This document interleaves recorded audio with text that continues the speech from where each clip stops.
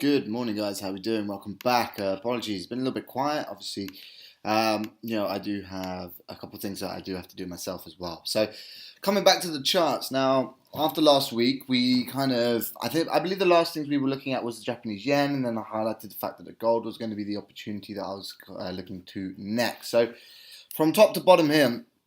This was the position that we were lining up, wasn't it? We were looking at an A, B, C rejection off of this around 1310, 1311 type level, and then we were looking for the decline into the price point here. Now, what you've got to understand with Fibonacci, often what you can use is kind of take profit region. Now, this is a little bit of a recap on Fib, is obviously if we look to go to A into B, and we can kind of line about our golden pocket here, 6171, as our primary pocket region. Upon target placements, now first of all, you can expect obviously a new lower low extension to occur. When using Fib, that is the expectation. You're highlighting propositions in terms of where you would expect a new low to form, where you'd expect a new lower high to form, or in reverse in terms of high highs and high lows as well. Now what helps me as well give kind of target positions is almost reverse the Fib in itself. So the way that we have this bearish trend forming in a way that there is significant high into low, lower high into the equal low, into lower high, back into the equal low. What I will look to do is often kind of take from, in reverse, from the low into the high here, and kind of give my reversal formation a projection in a way that my 6171 pocket could be my target 1 upon the decline. My target 2 will often then come and be in alignment with the equal previous low, and then my extension 3 will be where I can kind of run the remaining profit into my kind of 123%. And the reason I use 123% is it's more of an institutional type target position than the kind of standardized retail market. Make sure that I clear that level out at the most appropriate price point. How many people have kind of extended into the 127% and it's missed it by about 10-20 pips, and then boom, it's pulled itself back, and you've missed out on 50-60 pips rather than just taking it where we should be grateful for taking it. So yeah, anyway, that is kind of the position on gold that we had last week. 250 pip rally into the downside in a couple of days, which wasn't bad at all. And therefore, this is now the structure of what we are looking at. The weekly time frame did end extremely bearish for us, right? We ended extremely bearish. The wick is a signal of where the price has previously been, or a shadow, should I say. A shadow of where price has previously been for us. And the way that this is telling us that the selling pressure is still available upon any rejections of these higher price points of around 1300 or 1310, that is what I would still expect us to continue to push back to the downside. Now we've got nice psychological price points of around 1250 if we do continue the continued decline in a way that previous lows and previous highs have reacted out of that psych price point time and time again. And obviously if we look to measure kind of the height and size of this, we will get kind of further projections to the downside. So for me, I'm still very bearish on this. The higher time frames are still suggesting that we have bearish momentum available, and therefore I will be looking for continued short positions.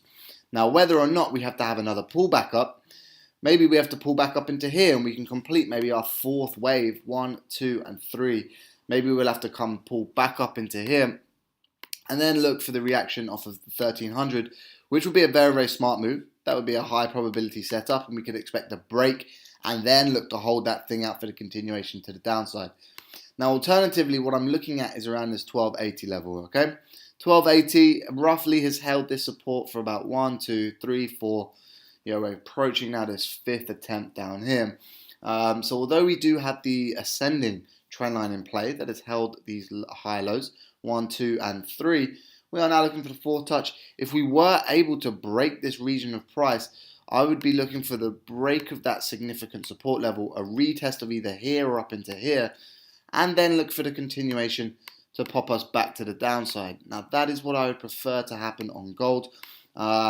In a way that we clear the level out, retest, and then look for the continuation to the downside. And where possible, remember, we are always looking to sell at the highest point possible and buying at those lowest points possible. So right now, this is of no interest to me. No interest to me of trying to sell it at this lowest point. I will need to see break retest before I look to sell, or we will look to come up and retest this kind of 1300 level, key psychological price point. If we popped a little higher, we could highlight this area of liquidity on the wicks, or if we dipped a little lower, there is going to be a region around 1296 that we have to be aware of as well. Okay, so gold, pretty simple setup. We remain bearish on gold. It's just whether we break retest or we pull back up and we can create our new little A, B, C in alignment. 61.71 I can see visually just by eye will be in alignment with 1300, and we can look to sell off once again once we push up into there. So that is kind of a recap on the golds. Oil, apologies. I've seen a couple of people posting about oil, and it's something that I do pay a close attention to. Very, very simply, we've been in a nice extended rally. Nice extended rally to the upside. Often when we do complete extended rallies in certain directions, we will often go and complete them by at least 75, if not 80%, if not 100% of the last significant move to the downside. Now, because we had such a sell-off position over here, we have had a rapid increase as well. Now, price has started to somewhat behave like it has done in the past, where we kind of consolidate, we dip down, accelerate. Consolidate, dip down, and accelerate. So in this move here, in simple wave play, we are very, very extended to the upside.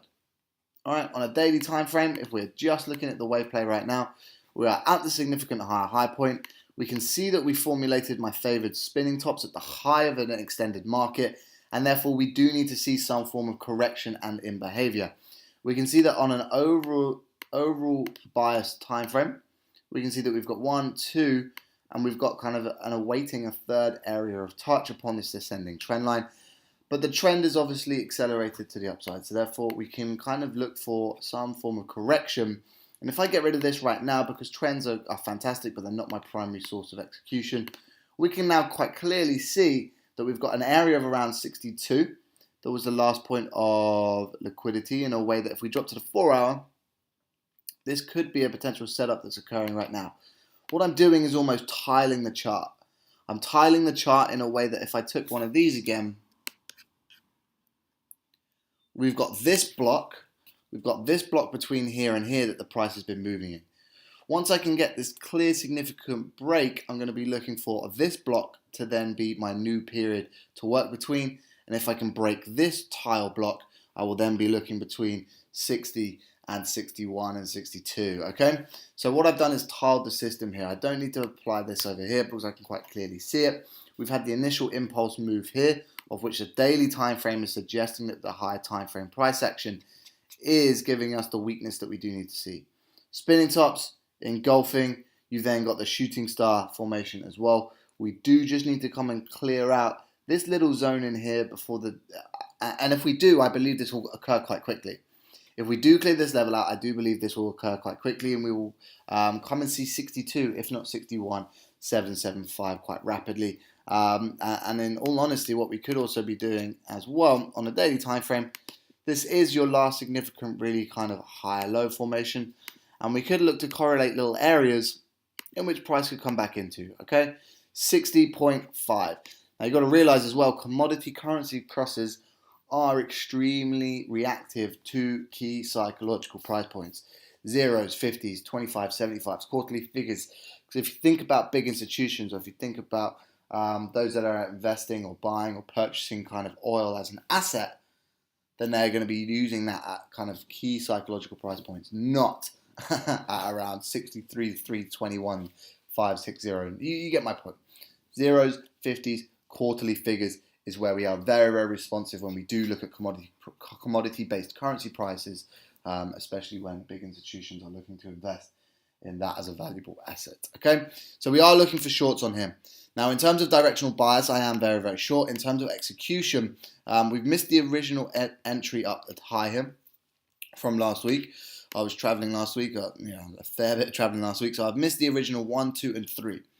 Now we've dropped into a new lower low, so again, we're going to look for a simple scenario of either a lower high formed and we will sell off of the lower high, or again, we will look for kind of the break of the tiling system, where we look to break, and if we can get some kind of lower time frame 1 hour wicks and rejections off of this low,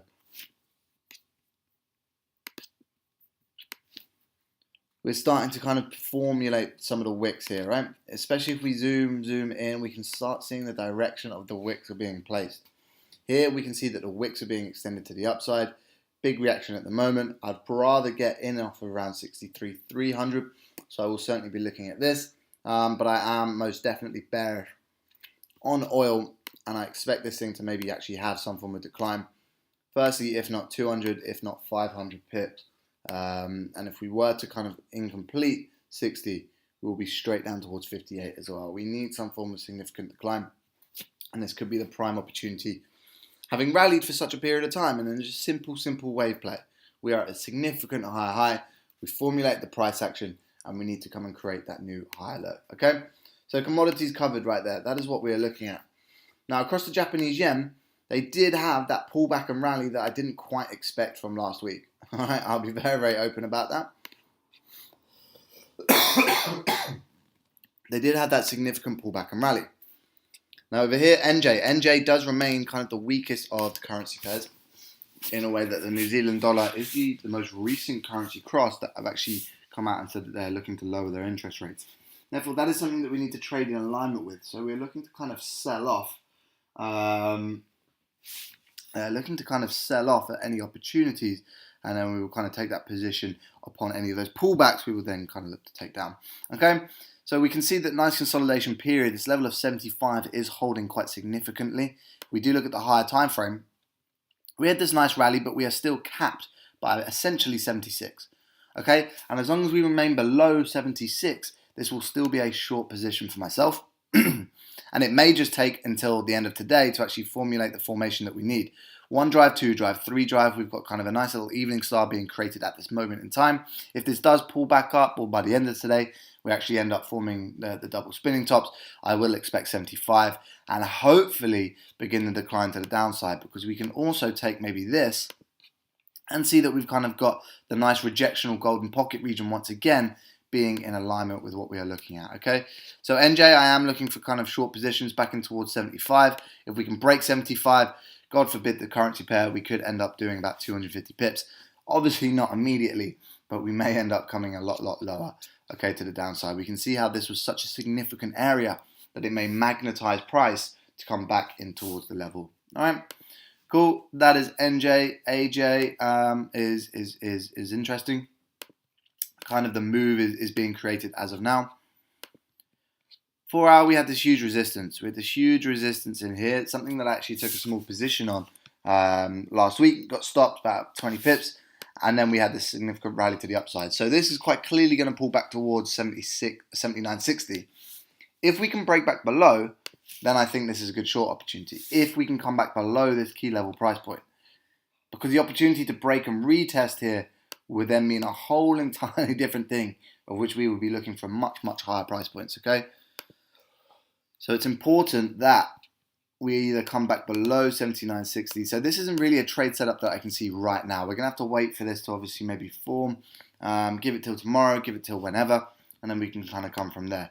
Something that I did certainly like was the possibility of GJ, because again, the higher time frame price is still available for us, in a way that, look at the direction of the wicks. 1 wick, 2 wick, 3 wick, all pushing to the upside.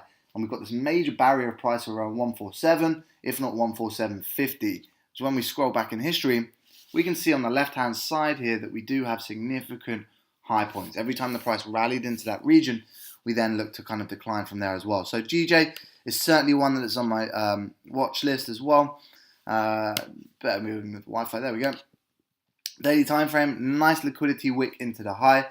Having rejected this price point in there, we did in fact close back below this price that I indicated last week. I know we rallied kind of an extra 40 pips or so, 50 pips, but we closed back below. So as long as we remain below 47 now, I will be looking for kind of short opportunities. As this price reacts at the moment, I will either be looking for kind of the nice pull back up into here to then sell back in towards 145. Or vice versa, I'll be looking for, again, a very similar support break, retest, and then get into the highest point possible in that move to then take me down, okay?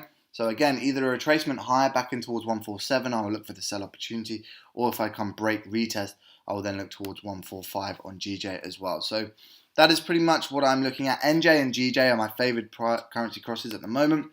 If there was one other that I've been desperately looking at as well, that I actually have a position in, exotics. Aussie dollar, there we go. That was placed on kind of yesterday. I gave it enough breathing room due to the news event yesterday. I didn't want the news to kind of spike. 40, 50 pips, stop me out and then roll over. So I gave it a nice 50 pip stop. And now we are looking for a kind of hopefully 150 pip decline. Because if we zoom out on here, we can see that this area was a significant area of both support and resistance for the currency cross. All right. So 1.045 is the downside target upon here that I will be looking for a nice 150 pips. We're in it from the high. 4-hour time frame is looking quite nice. We've cleared out this minor support in here, hence why we are looking just to retest at this moment in time. And if we can continue, I will be looking for a nice 150 pip move. This may take the week. There's probably not got as much liquidity or volume flowing through it as maybe some of the other currency crosses, and therefore may take a little bit longer. Now I hope to come back again tonight with another video just as price has moved itself on. There's nothing massively that I'm looking for in terms of entry right here, right now, like we did on gold last week. However, I will hopefully come back to either tomorrow morning as well, and we will look to find maybe some positions together that we can ride out. So guys, trade safe. I look forward to catching up with you soon.